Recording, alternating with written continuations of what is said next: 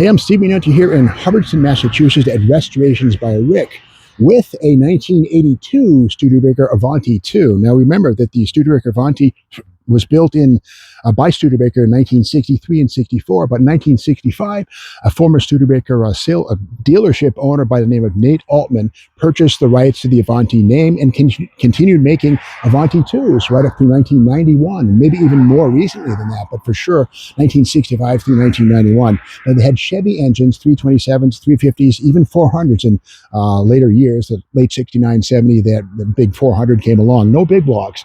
But with that said, this is a special car. Again, it's America's first car with standard front disc brakes up front, the Studebaker, and we see them here, disc brakes up front.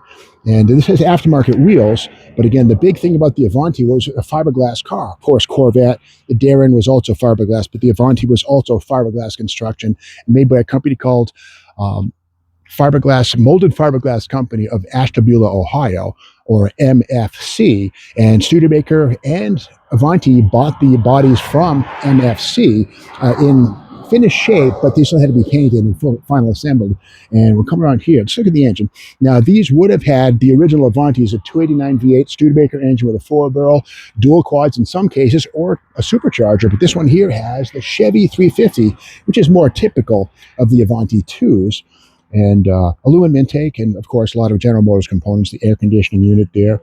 Power brakes here. Again, power disc brakes, standard fare on all Avantis. America's first mass-produced car with front disc brakes. Kind of a cool advance right there. And the Studebaker was called a safety car. They had an integral roll bar inside. We'll talk about that in a second. And something cool about the Avanti was the Avanti name means forward in Italian. And if you look at the car from the side, it kind of looks like it's moving forward, like slanting forward.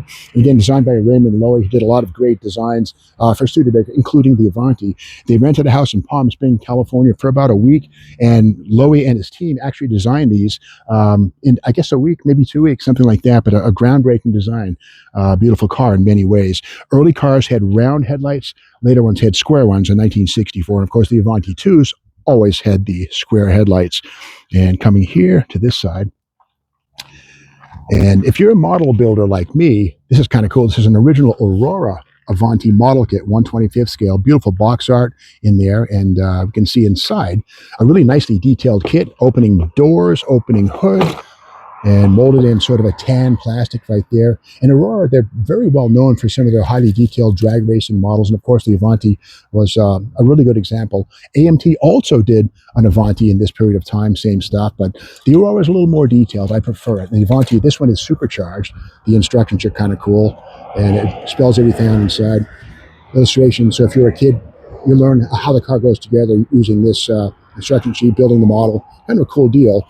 And so while this is a 1/25th scale Avanti model kit, well, they were also built in 1/1 scale. Here's why.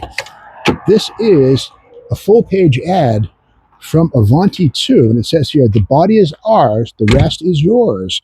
And Nate Altman's company actually could sell you a rolling shell, put whatever engine you want in there, and it says here, we provide the jewel, you create the setting. So you could actually have your custom engine installed on your own terms, but you could buy a model kit in 1/25th scale or real 1/1 scale models of an Avanti right here. And kind of cool here. And once again, there it is. Avanti II, once in a lifetime. This is a brochure, or at least an ad from the Avanti II, Magnum 500 wheels on there. Very cool looking car. And again, very advanced styling. Something kind of unusual about these cars that I've always thought was a quirk that's kind of neat is the way the wheel openings sort of have a reverse flare. They sort of look like the car's moving so quick that the wheel openings are melting rearward. You can see them right there. And again, all fiberglass construction. And one thing cool about these is the roll bar inside. And these were available with 4-speed or 3-speed manuals, and most were automatics. This one here is a more modern 700 R4 overdrive. But if we look up on the headliner here, we can see the switch panel up there for sort of a headliner right there, a cockpit style switches up in the headliner. Kind of a cool details found on all Avantis back in the day. And the roll bar is right here, nicely integrated. It's a steel roll bar right here. This one's been padded, but that's a factory item right there. and Avanti, the safety car. So it was stylish and safe. And these were, they set some records on the Bonneville salt flats. I believe it was Paula Murphy had one of these things that I think went, 170 miles an hour, something like that. Set some records for the time, and great example of classy styling. Room for four, backseat very cramped, but Corvette only had room for two. So again, America's other fiberglass car right here. And you look in the back here, of course, dual exhaust. These had a Dana 45 rear axle, a good rugged piece. Dual exhaust always, but something kind of weird here is the way that the rear valance has extensions right here that sort of poke out, kind of an awkward look. Well, the reason for that is because the leaf springs protrude. These sit on a Studebaker lock frame, and the leaf springs are long, so they had to mold the rear valance to accommodate those leaf springs. So it's we have form and function working together. And on this one here, big Studebaker 11-inch drum brakes at the back inside. No discs on these. I think later ones might have had an optional disc from the Avanti II catalog, but at this point in time, drums in the back, discs up front. And I come around to the, we'll open the door and see what we find here. And, really tasteful, a wood, I think a Momo steering wheel, actually a real wood rim, and nice aluminum spokes, 3 spokes. Cruise control, again, GM stuff in there. But again, a very advanced car in many ways for its time, 1963 and forward. And of course, the Avanti II was also pretty cool.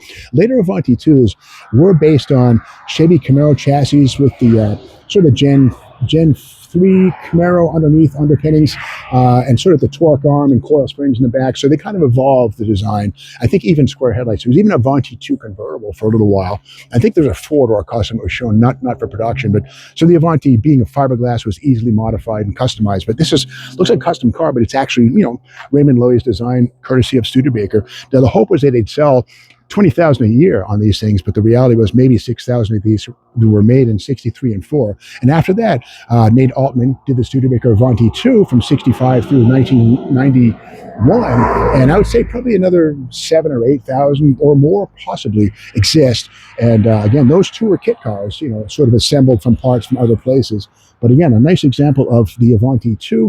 Looks just like the Avanti I, but again, this is how Avanti lived on, courtesy of Nate Altman, who was a Studebaker dealer and didn't want to watch the ship sink. So he bought the rights to the Avanti name and continued production in 1965 and went forward with the Avanti, which means forward in Italian. There's a little pun. So I hope you like this video, and be sure to subscribe to the SteamMag's YouTube channel. And thanks for watching. We're back with more Junkyard Crawl tomorrow.